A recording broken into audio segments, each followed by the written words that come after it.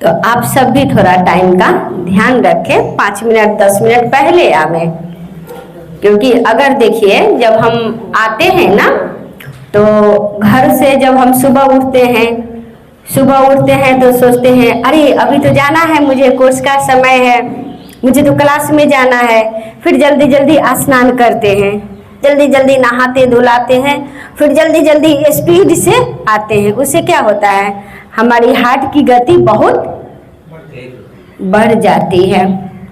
तो उस अवस्था में अगर कुछ सुनाया जाए तो वो माइंड एक्सेप्ट नहीं करता है। इसीलिए जब भाई बहन क्लास के अंदर आते हैं तो उनको 5 मिनट रिलैक्स बिठा दिया जाता है कि जितने उनके बुद्धि के अंदर बातें चल रही है वो धीरे धीरे धीरे धीरे धीरे धीरे शांत हो जाए, तब जाके।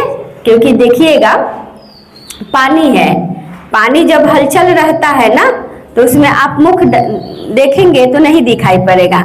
वही पानी अगर स्थिर हो जाए तो आप फेस आराम से देख सकते हैं अपने चेहरे को। तो उसी तरह ये ज्ञान आपके जीवन में जाए, भीतर तक जाए, अंदर प्रवेश हो जाए, उसके लिए आपको क्या करना है, बुद्धि की स्थिरता होनी बहुत अनिवार्य है, बहुत जरूरी है बुद्धि की स्थिरता। अगर बुद्धि की स्थिरता नहीं होगी ना तो ज्ञान क्या होगा ना, ऊपर ऊपर चला जाता है।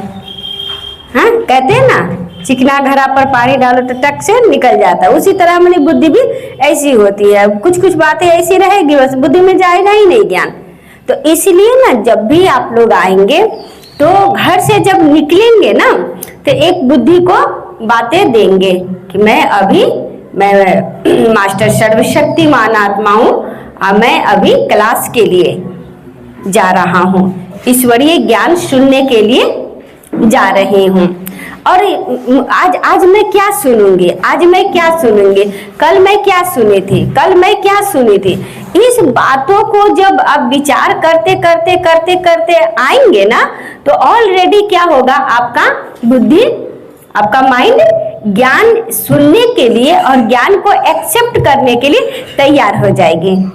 जैसे कोई हार्ड जमीन होता है तो उसको हम मारते हैं कुदाल, तो क्या होता है, एक बार में नहीं होता है, दोबारा मारते हैं, तिबारा मारते हैं, तो धीरे धीरे मोटा मोटा करके कटता है। उसके बाद उसको क्या करेंगे, हम उसको मिट्टी को क्या करेंगे, हथौड़े से या डंडे से फोड़ देंगे तो सॉफ्ट हो जाए। उसके बाद पानी डालेंगे तो क्या होता है, वो सॉफ्ट हो जाता है। तो उसी तरह क्या होता है, माइंड की भी अवस्था इसी तरह है। हम इतनी सारी बातें बुद्धि के अंदर कलेक्ट करते रहे, सारे बुद्धि के अंदर बातें जाके ना हार्ड हो गया है। अब हम अचानक उसमें ज्ञान बीज डाल रहे हैं तो क्या होता है, कभी कभी वो बातें हमारी बुद्धि से बाहर निकल जाता है। तो मन को एनी टाइम तैयार करते रहिए कि ये बाबा का सत्य ज्ञान है, परमात्मा ज्ञान मिल रहा है, मुझे इस ज्ञान को सुनना है, ये हमारे जीवन शैली को चेंज करने वाला ज्ञान है, हमारे जीवन के अंदर परिवर्तन लाने वाला है, हमें बदलना है, हमें चेंज होना है। जब ऐसे ऐसे बातें आप सोचेंगे ना, आप सुनेंगे, विचार करेंगे तो आपका माइंड जो है एकदम शांत सुकून भरी हो जाएगा, मेरा उसके अंदर हलचल नहीं होगा, बातों का उस पर प्रभाव नहीं होगा। तो इसलिए आप लोग सुबह सुबह आप लोग गुड मॉर्निंग करते हैं शिव बाबा को, सभी करते हैं गुड मॉर्निंग, करते हैं, आप करते हैं, माँ बताएं करते हैं। और रात को गुड नाइट करते हैं। आप लोग जब गुड नाइट करके सोते हैं तो आप लोग को कैसा नींद आता है, अच्छा लगता है। अभी जो आप लोग क्लास कर रहे हैं, आप लोग का आज कितना दिन है, 5वां दिन है ना, शायद 6ठा दिन है। तो आप क्लास कर रहे हैं, कोर्स कर रहे हैं, आपको कैसा परिवर्तन लग रहा है, आप जो सुन रहे हैं बातें उससे आप क्या समझ पा रहे हैं कि हमारे जीवन के लिए ये क्या है, हाँ लाभदायक है। क्योंकि इतना दिन से हम लोग ये सब बातें सुने ही नहीं थे, ये सब बातें जो अच्छी अच्छी बातें जो थी ना हम सुने ही नहीं थे, कभी ध्यान भी नहीं दिया था कि ऐसा भी बातें हो सकती है। तो ये है ईश्वरीय ज्ञान, और इस ईश्वरीय ज्ञान को जब हम सुनते हैं अपने जीवन में धारण कर लेते हैं ना, तो हमारा जीवन दिव्य बन जाता है। इसीलिए क्या बोलते हैं? दिव्य आत्मा। क्या बोलते हैं?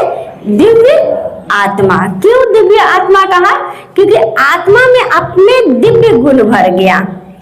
और दिव्य गुण क्या है? प्रेम। दिव्य गुण क्या है? पवित्रता। दिव्य गुण क्या है? सुख।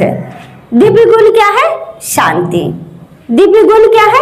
आनंद, गुण और शक्ति। ये दिव्य गुण हमारे अंदर है तो आत्मा एकदम शांत है। अगर दिव्य गुण हट जाता है तो उसके बदले में उसका स्थान कौन ले लेता है? ईर्ष्या, द्वेष, नफरत, घृणा, वैर, तेरा, मेरा, मनमुटाव, किसी के प्रति गिल्टी होना। हम बहुत अच्छे हैं, ऊपर से हंस रहे हैं, बोल रहे हैं, बात भी कर रहे हैं, कर भी, पर एक गिल्टी, एक गांठ, एक गांठ हम नहीं खोल पाते हैं। अब गांठ खोलने का हम सबसे सहज तरीका बता देते हैं उस गांठ को खोलने के लिए कि आप उस व्यक्ति से आप मिलजुल बढ़ा दीजिए, आप उसको समझिए। और जब आप उसको समझने लगेंगे और तो वो भी आपको समझने लगेगा, धीरे से वो गांठ खुल जाएगा। और जब गांठ खुल जाएगा तो सुई में धागा आराम से पास हो जाएगा। गांठ खोलिए, क्योंकि कहीं ना संकल्पों का गांठ एक दूसरे से पड़ा हुआ रहता है। और उसके कारण क्या होता है? वो व्यक्ति जब सामने आता है तो उसके चेहरे से खुशी गायब हो जाता है। उस व्यक्ति के सामने आने से उसके अंदर अनईजी फील होती है, वो फ्यूज हो जाता है, जिसको बोलते हैं ना चलते फिरते भाषा, कंफ्यूज, है ना, उसका फ्यूज उड़ गया, उसको देखने से उसका फ्यूज उड़ गया।